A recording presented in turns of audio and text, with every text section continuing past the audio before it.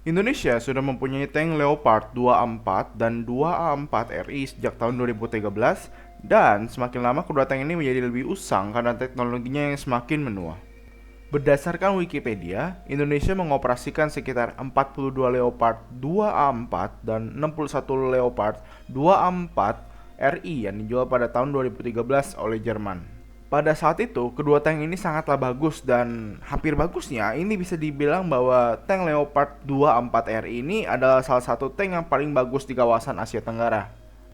Ya, namun sekarang dengan timbulnya EPFSDS yang semakin bagus, penggunaan rudal anti-tank seperti Javelin, dan juga spek yang semakin banyak, dan juga dilihatnya konflik Rusia-Ukraina yang menggunakan drone untuk menghancurkan sesuatu yang penting, seperti tank yang berada jauh di belakang garis musuh.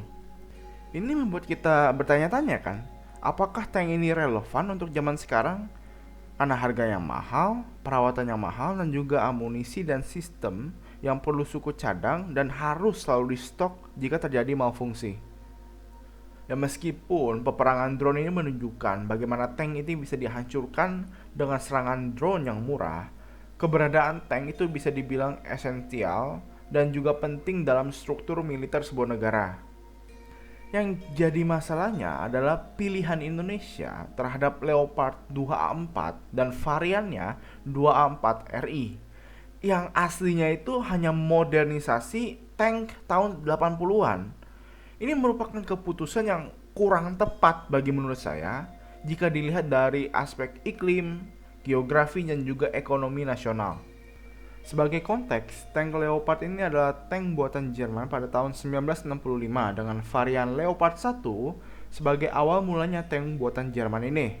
Nah, sampai sekarang modernisasi yang paling modern dan juga aktif militer di negara Jerman adalah Leopard 2A7 dan juga Leopard 2A8, KF-51, dan juga IMBT kerjasama antara Jerman dan juga Prancis sebagai penerusnya kalau misalnya Jerman ingin memperbarui armada tanknya. Untuk spesifikasinya sendiri, Leopard 2A4 dan Leopard 2A4 RI menggunakan Rheinmetall 120 L44 yang bisa menggunakan amunisi seperti DM11, DM53, DM78, DM88, DM98, dan RH88. Untuk Leopard 2A4 dan 2A4 RI, keduanya ini memiliki awak yang sama, yaitu sekitar 4 orang. Untuk optiknya sendiri, Leopard 2A4 menggunakan thermal generasi pertama untuk gunner dan juga commander. Namun, untuk 2A4 RI, karena tank ini adalah modernisasi dari tank Leopard 2A4, maka kemungkinan ini menggunakan thermal generasi kedua, setidaknya untuk gunner atau commander. Tapi kalau misalnya ini mengintegrasikan thermal untuk gunner dan juga commander, maka ini menjadi semakin lebih bagus. Karena commander memiliki peluang yang lebih besar dibandingkan gunner untuk melihat dan juga menganalisis sekitar tank. Untuk pertahanan Leopard 2A4 itu udah cukup bagus. Dan untuk Leopard 2A4 RI itu diperbanyak lagi layar kompositnya, alhasil menjadi lebih besar dan otomatis menjadi lebih kuat dalam segi pertahanan. Keduanya menggunakan mesin MTU MB873 KA501 yang menghasilkan sekitar 1500 horsepower. Secara kata sih bagus karena jumlah tenaga mesinnya yang besar gitu, yang 1500 horsepower. Masalah itu bukan pada mesinnya tapi kepada beratnya, khususnya pada modernisasi Leopard 2A4 RI yang berbobot kurang lebih 60 ton. Ini 5 ton lebih berat daripada Leopard 2A4, di mana beratnya itu hanya sekitar 55 ton. Ini diakibatkan karena layar komposit yang tadi yang membuat 2A4 RI menjadi lebih terproteksi. Ini pasti akan berdampak pada performa tank. Karena dikarenakan Indonesia adalah salah satu negara yang mempunyai curah hujan yang tinggi. Ini mengakibatkan kawasan yang berlumpur, alhasil membuat tank menjadi tersangkut di dalam lumpur itu. Apalagi tank dengan seberat 60 ton. Selain itu ada juga biaya operasional dan pemeliharaannya. Menurut military modeling, satu Leopard bisa menghabiskan sekitar 400.000 sampai 650.000 dolar Kalau misalnya dirupiahkan, itu sekitar 6,5 sampai 10,5 triliun rupiah per tahunnya. Maksudnya, untuk satu bulan, satu Leopard itu bisa menghabiskan sekitar 540 hingga 880 juta rupiah supaya bisa tetap operasional. Ya, ini udah pasti mahal ya. Dibandingkan dengan tank lain seperti T-80 dan T-90 milik Rusia yang menghabiskan sekitar 2,4 sampai 5 triliun per tahun atau sekitar 200 hingga 400 juta per bulannya. Dan di sisi lain, T-80 dan T-90 itu bisa dibeli dengan kuantitas yang jauh lebih banyak dibandingkan dengan tank Leopard karena harganya lebih murah. Beberapa orang mungkin bisa beranggapan kalau misalnya tank Leopard ini jauh lebih kuat, jauh lebih bagus kalau misalnya dibandingin sama tank Rusia tadi yang T-80 dan T-90. Dan untuk jawaban itu adalah ya, tapi juga enggak. Udah pasti dan juga jelas kalau misalnya tank Leopard ini lebih bagus dalam bidang pertahanan, senjata dan juga mobilitas. Masalahnya, kita harus bisa membedakan mana yang bagus dan mana yang bagus untuk Indonesia. Ya benar, Leopard itu lebih bagus daripada tank Rusia. Namun, masalah bobot yang berat, biaya operasional yang mahal, dan juga ketergantungan negara barat, dan sekaligus negara besar seperti Indonesia yang berbentuk kepulauan itu menjadi penghalang dan juga hambatan. Secara ekonomi juga, Indonesia nggak sanggup untuk bisa memelihara Leopard ini dalam jangka panjang. Dan karena Indonesia ini bisa dibilang diancam oleh Barat, yang melarang Indonesia untuk membeli alutsista dari Rusia.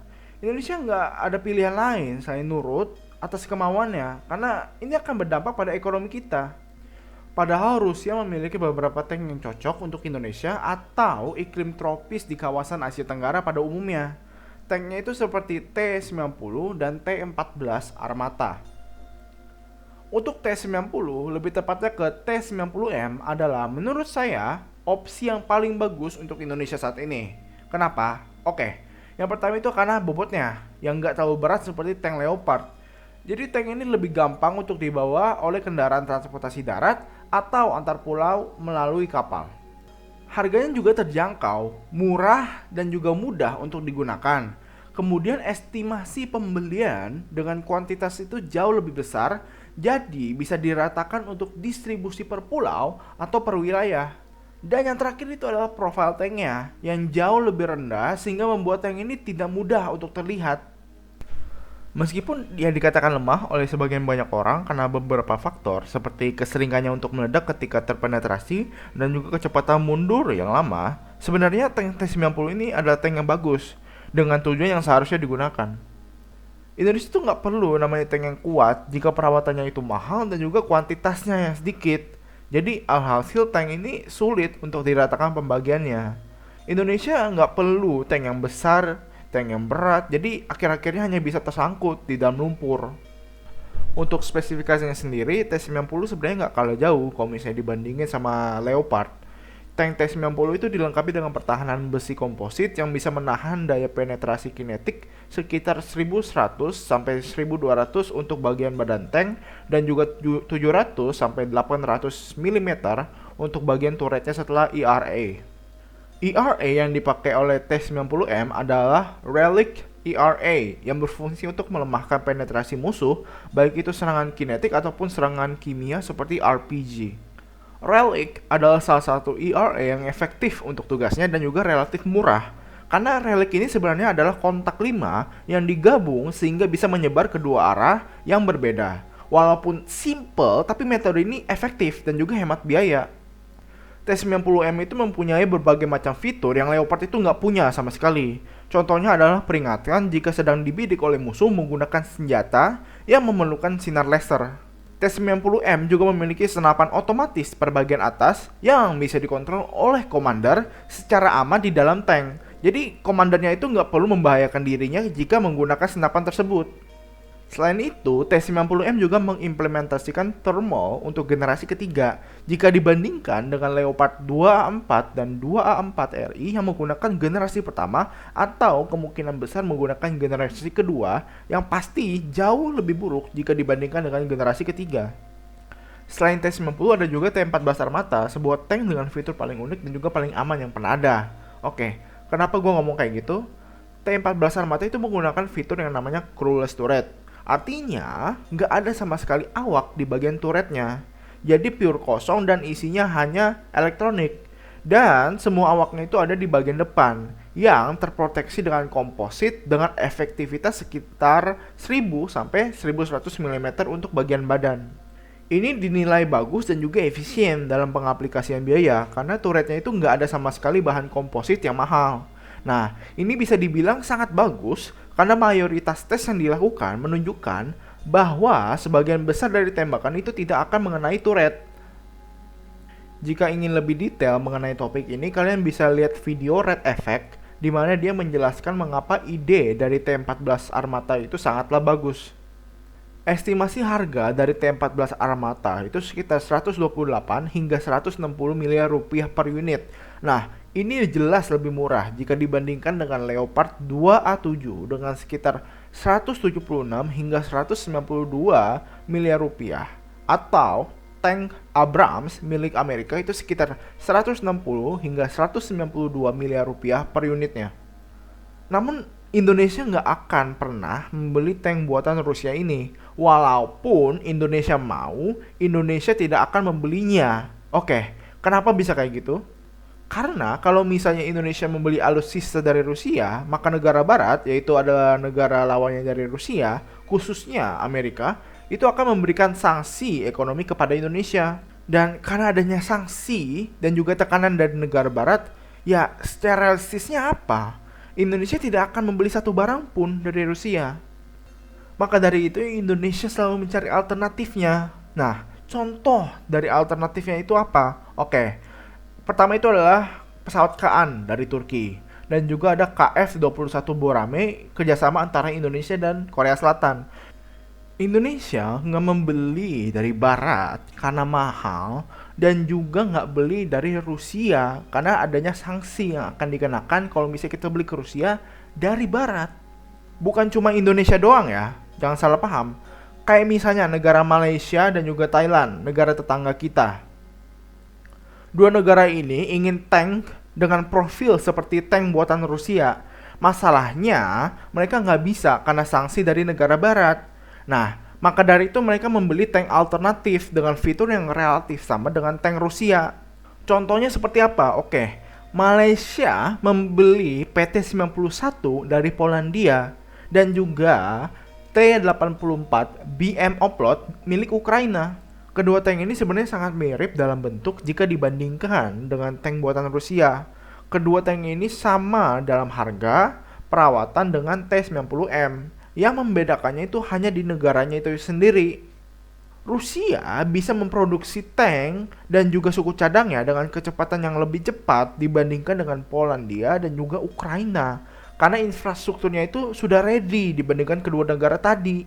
Namun jika Indonesia tetap ingin memperbarui armada tanknya, maka solusi yang realistisnya itu adalah tank Altai buatan Turki atau K2 Black Panther dari Korea Selatan. Kedua tank ini mirip dengan tank Leopard dalam hal spesifikasi baiknya dalam daya tembak, pertahanan dan juga keselamatan awak dan tanpa restriksi dari NATO khususnya Jerman.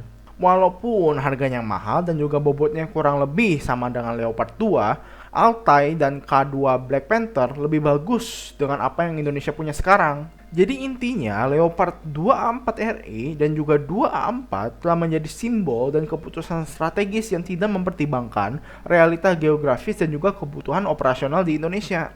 Tank ini terlalu berat untuk jembatan dan juga jalan kita, terlalu tua untuk medan modern dan juga terlalu mahal untuk dirawat dalam skala besar. Modernisasinya juga setengah hati yang dilakukan lewat program 2A4RI tidak menjawab tentang zaman, hanya menambal usia dan juga menunda kegagalan. Sementara itu, pilihan-pilihan yang lebih masuk akal seperti tank Rusia T-90 atau bahkan Armata dikesampingkan karena tekanan geopolitik dan juga ancaman sanksi dari negara-negara barat. Ketika keputusan alutsista itu lebih didorong oleh diplomasi ketimbang efektivitas tempur, maka kita sedang menyusun kekalahan dalam diam. Sesudah waktunya Indonesia berhenti memaksa platform yang tidak sesuai dengan kondisi lokal hanya demi terlihat modern di mata luar, kita butuh kendaraan tempur yang bisa bergerak cepat, murah dirawat, dan siap digunakan di medan tropis yang kompleks. Bukan tank parade yang hanya kuat di aspal dan brosur. Jika pertahanan adalah soal kesiapan, maka pertahanan darat kita ini sedang dibangun di atas fondasi yang rapuh.